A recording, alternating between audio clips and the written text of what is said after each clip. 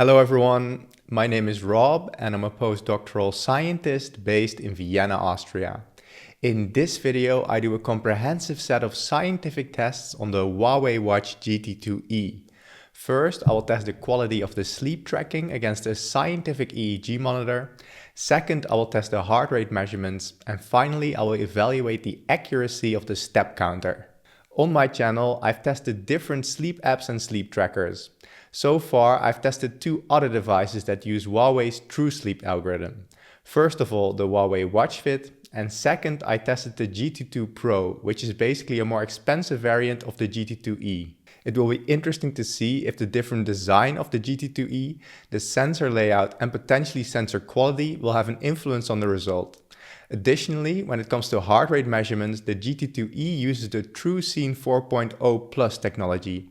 In the past, I've seen this work rather well, so I hope it also works well for the GT2e. As always, I do not want to waste your time, so timestamps are in the description below and also on the timeline.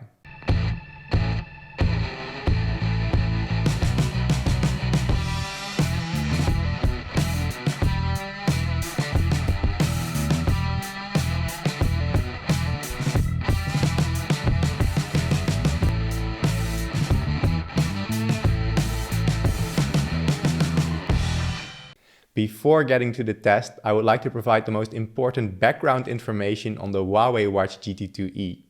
The GT2e is along the cheaper end of Huawei's GT2 lineup. It's basically a budget version of the GT2 Pro and the GT2. I expect the main difference to be in build quality.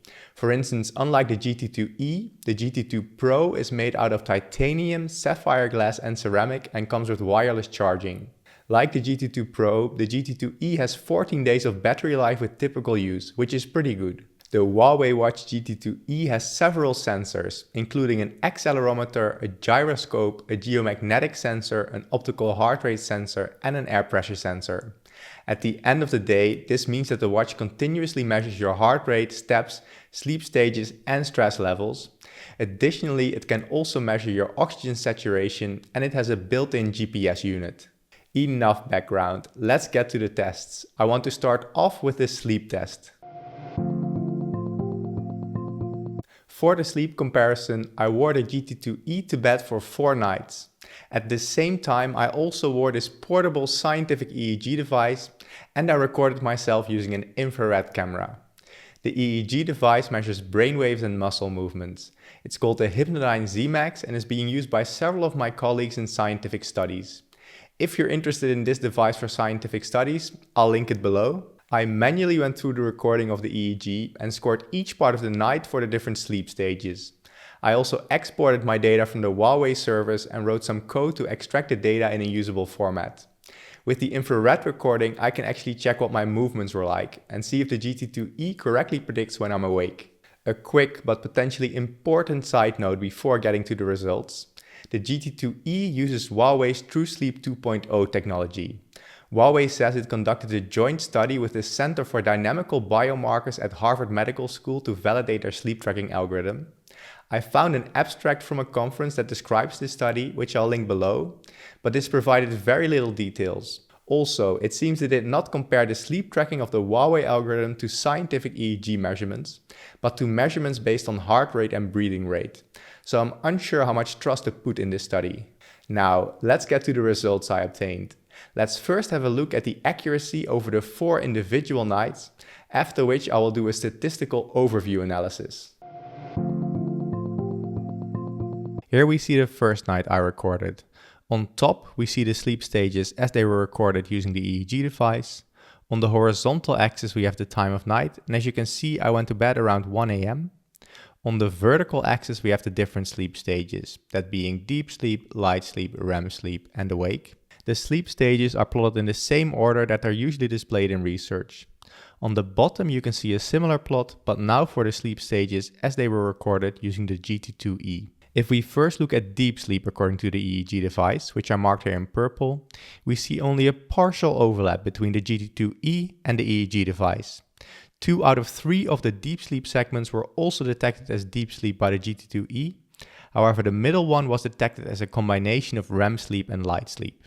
Now let's take a look at REM sleep, which are marked here in red. Here we see that the overlap between the GT2E with REM sleep is not that great.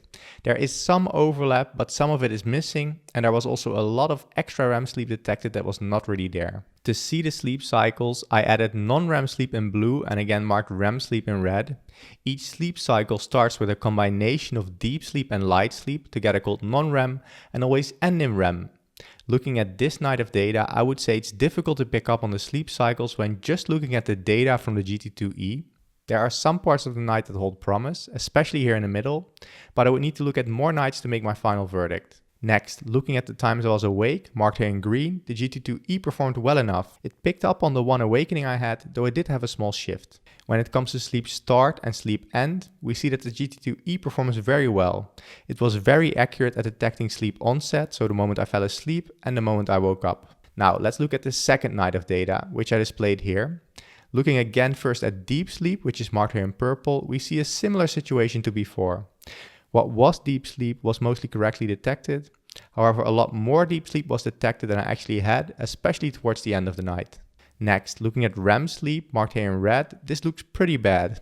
There's almost no overlap between the actual REM sleep I had and the REM sleep that was detected by the GT2E. Looking at the sleep cycles, this also means that it's basically impossible to detect the different sleep cycles with just the data from the GT2E.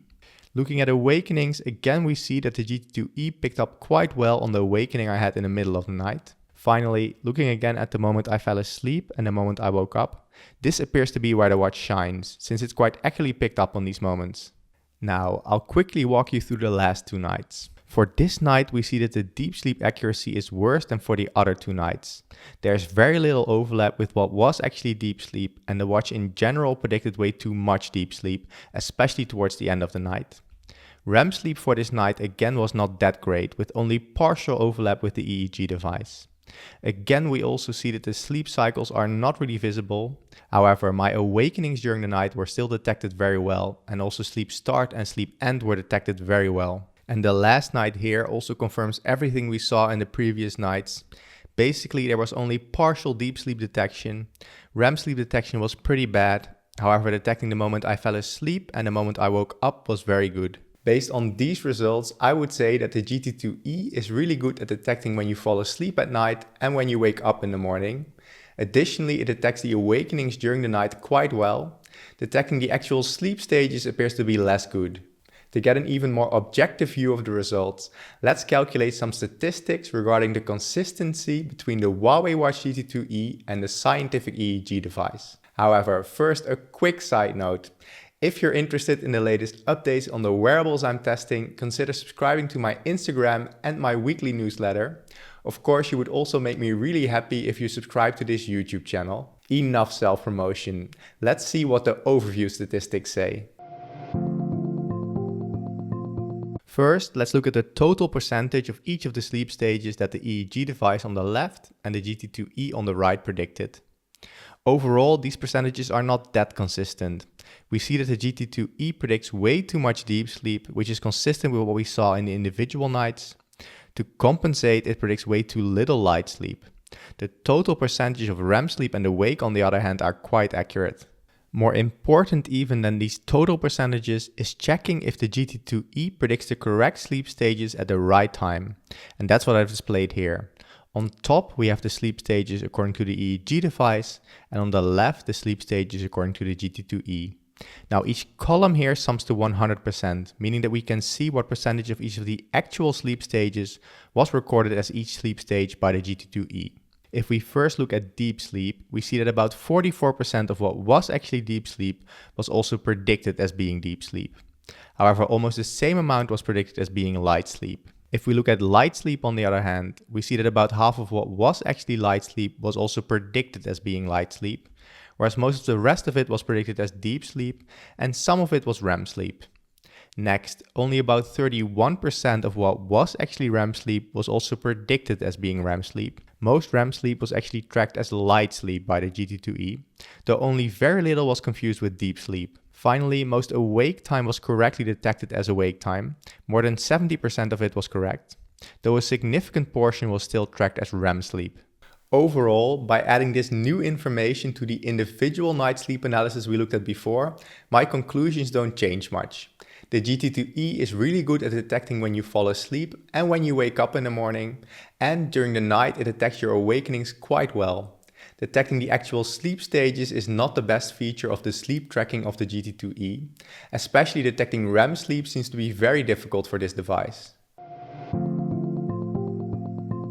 To put that into perspective, let's first compare the sleep staging of the GT2E to that of the more expensive GT2 Pro I looked at in a previous video. After that, I will compare to some of the better sleep tracking devices that I've tested in the past. This is a similar plot to before, but now on top we have the sleep stages according to the GT2E, and on the left the sleep stages according to the GT2 Pro. Again, each column here sums to 100%. So this first green square here means that about 77% of what the GT2E predicted as being deep sleep was also predicted as deep sleep by the GT2 Pro. And if they had a different prediction, the GT2 Pro predicted it as being light sleep. For light sleep, we see less agreement between the two devices, and the GT2 Pro only agrees for about 66%. And most of the time it gets it wrong, it predicts it as being light sleep or REM sleep. REM sleep has the worst agreement between the GT2E and the GT2 Pro, with only 42.2% agreement, and almost the same amount being light sleep. Finally, awake detection agrees quite well, but if they do not agree, the GT2 Pro predicts it as being REM sleep. I must admit, I was a bit surprised about this large disagreement, especially given the fact that the GT2 Pro and GT2E use the same algorithm. It might even have been that had I worn two GT2E devices, the disagreement would have been just as bad, and that the algorithm is just not so stable for detecting the different sleep stages. This generally strengthens the conclusion about the GT2E so far. It's good at detecting awake time and the moment I fall asleep and wake up, but not that good at sleep staging. Let's take a quick look at the actual performance of the GT2 Pro and the GT2E at the same time. Here I plotted the performance of the GT2E on the left and the GT2 Pro on the right, both against the scientific EEG device side by side. As you can see, the results generally look pretty similar. The GT2E might have been slightly better at awake detection, however overall their performance seems to be mostly similar. Finally, how does this compare to the performance of other sleep trackers? Well, that's what I plotted here. On top again we have the Huawei Watch GT2E and the Huawei Watch GT2 Pro. On the bottom left we have the Fitbit Inspire 2, which is one of the best wrist-worn wearables I've tested. On the bottom right we have the Withings Sleep Analyzer, which you put under your mattress. As you can see, both of these perform much better at sleep staging than the Huawei watches, especially the Fitbit Inspire 2. As you can see, for all sleep stages, the Fitbit Inspire 2 was at least 64% correct, and the wake detection even had an accuracy of more than 90%. For the next set of tests, let's have a look at the heart rate accuracy of the GT2E. To test the heart rate accuracy, I will compare it to the Polar H10 ECG chest strap, which is generally considered to be one of the most accurate consumer devices available for heart rate measurements. I wore both the GT2E and the Polar H10 chest strap for 22 spinning sessions and 11 weightlifting sessions. That way I can check my heart rate at different heart rate ranges. Let's have a look at those results. Here I display an overview of the heart rate accuracy. Each dot here is a single heart rate measurement, with on the horizontal axis the value according to the Polar H10 chest strap, and on the vertical axis the value according to the GT2E. The blue line indicates perfect agreement, so any measurement along this line had roughly the same value for both the Polar H10 and the GT2E. The red line indicates those measurements where the value according to the GT2E is about half that of the actual value according to the Polar H10. The reason that I added this line is because in the past I've seen that many devices measure about half the actual heart rate when they make a mistake. The more measurements there are in a certain area, the darker black the color. As you can see, overall there's a very good agreement between the GT2E and the ECG chest strap, since most points are along the blue line. Only here in the lower to middle parts of the heart rate ranges do we see significant deviations between the GT2E and the Polar H10. Since most of the points are below the blue line, this means that the GT2E detected too low a heart rate in these moments. Let's have a look at the individual training sessions to see if we can find the underlying cause. Here you see the first spinning session. Along the horizontal axis we have the time, and my heart rate is along the vertical axis. In red I plotted my heart rate according to the Polar H10 chest strap, and in blue is my heart rate according to the GT2E. As you can see, I took 4 short breaks in this spinning session where my heart rate would dip. For this first spinning session we see pretty good agreement between the GT2E and the Polar H10 chest strap. The blue line almost perfectly overlaps with the red line. Here we see this second spinning session. Now you can ignore this first part here where I was still setting up the Polar H10 chest strap. We again see almost perfect agreement between the GT2E and the Polar H10, so that's really good. I will now quickly go through some of the other training sessions and note a few of the mistakes that the GT2E made. Here's a very short training session with good agreement. Now for this training session here, the agreement is generally good, but sometimes there are some slight delays in detecting the increase in heart rate, as you can see right here and right here. Now this training session right here is almost perfect. Now this one as well, except for the slight delay here in the final segment. And this is true for most other sessions. There's either perfect agreement, as you can see here in this session, or it has a slight delay in detecting the increase in heart rate. However, there was one training session that showed a more serious issue that I wanted to share, and that is this session right here. As you can see, for the second segment of the training, it detected a decrease in heart rate instead of an increase. Now, I'm not sure what happened here, but this is just 1 out of 22 spinning sessions, so overall, I would say it performed rather well. Next, let's have a look at the weightlifting sessions. For this first session, we see something that's typical for many of the optical heart rate sensors I've looked at. Basically, it can track the overall pattern in heart rate changes, but not the sudden spike in heart rate that accompanies each set that I did. Because during weightlifting, I flex the muscles and tendons near my wrist, and this makes it difficult for the watch to accurately detect the sudden changes in heart rate. The same pattern we see for all weightlifting sessions, where most of them missed most of the peaks. And this is really a standard pattern that repeats. Sometimes it's a bit better like for this training session, but overall the real peak in heart rate is not detected. Generally it seems that only after I finish the set and my muscles relax again, does it suddenly pick up on my increased heart rate, as you can see at the end of each of the spikes in heart rate here. Overall, the GT2E performs pretty good when it comes to heart rate measurements. It has a few small artifacts when I'm doing cardio workouts, and one spinning session was a bit off, but overall it performed decently. During weightlifting it did have some serious issues, so I wouldn't buy it for that purpose. However, please keep in mind that this is true for almost all wrist-worn wearables. The Huawei Watch GT2E also features a step counter.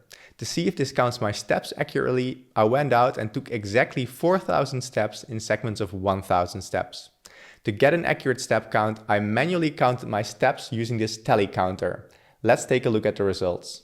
As I mentioned, for the step counting test, I went out and took 4 times exactly 1,000 steps. I wore the GT2E on my right arm and I alternated holding the step counter in my left and right hand for each of the 1,000 steps, which is what the left and right labels refer to here. These are the actual steps counted by the GT2E. As you can see, they were very close to the actual 1,000 steps I took for each of the 4 segments. It was only 24 steps off maximum, but it did tend to slightly overcount. Here you can see the same results, but now with the steps of the GT2 Pro added, which I wore on my left arm. As you can see, they have very similar step counts. Just to put that into perspective, here are the steps counted by the Mi Smart Band 5, which I wore at the same time. As you can see, the Mi Band 5 was slightly more accurate and it didn't overcount as much. Overall, I think the Huawei Watch GT2E performed reasonably well. When it comes to sleep tracking, it performed very well at detecting the moment I fell asleep and the moment I woke up, and it was also good at detecting my awakenings. However, detecting the specific sleep stages was something it performed less well at. If you're interested in tracking your sleep stages using a wrist-worn wearable, I would recommend a Fitbit product, like the Fitbit Charge 4, Fitbit Sense, or Fitbit Inspire 2 I looked at a few weeks ago. The Withings Sleep Analyzer, which you put underneath your mattress, also performs reasonably well. When it comes to heart rate measurements, I was quite pleasantly surprised. The GT2E performed well during cardio workouts almost all of the time. However, if your main sport involves lifting weights, I would recommend buying an ECG chest strap, since this is the only reliable way to get measurements during that type of workout. When checking the step counting, I found the GT2E to be good. It counted the correct number of steps while walking. However, I still need to test if it counts any steps when it's not supposed to count steps, for instance while cycling or exercising on my home trainer. When comparing the GT2e to the more premium version, the GT2 Pro, both seem to perform about equally well. The main difference is in the build quality and the looks of the devices, but not so much in the performance. Would I recommend buying the Huawei Watch GT2e? Well, I'm generally very positive about it, but it depends. It's a relatively cheap watch that tracks your total time asleep quite well, has good heart rate tracking for cardio workouts and counts a reasonable number of steps. It also has built-in GPS, so if you're interested in all these things, then I would recommend it. Though I would advise buying a different color than this quite ugly white version right here, but this was just the cheapest version available. However, if you want to track your sleep stages, I would go for another device. Like I mentioned, a Fitbit product like the Inspire 2 or Charge 4 should serve you quite well for that purpose. Or if you don't want to wear anything on your body while you're sleeping, the Withings Sleep Analyzer also does a decent job. Finally, I should mention some of the limitations of the data that I showed here. First of all, I just tested the Huawei Watch GT2e on me, and it will be interesting to see how it performs on others. Second, I only tested it for a limited amount of days, and I will do larger tests for the sleep tracking and step counting to be sure. Finally, to do a full sleep comparison, it would be good to test the GT2e against a full scientific polysomnography setup. I'm actually building my own polysomnography device using OpenBCI components as we speak, and we assembled it last week. This way we will not have to rely on sleep labs for my testing, which is especially difficult in these times of Corona. Now finally, a big shout out to my colleague Rob for the 3D printing and putting the polysomnography device together, and my colleague Freddy for his expertise on the software and the hardware. In my videos, I do scientific tests on different devices like the Oura Ring, the Fitbit and the Scanwatch, and in the end I hope to use tracking to improve my life. So if you like that subject and like this video, consider subscribing to my channel and also consider giving it a thumbs up because it makes it easier for other people to find my videos. Thank you so much for watching and see you in the next video.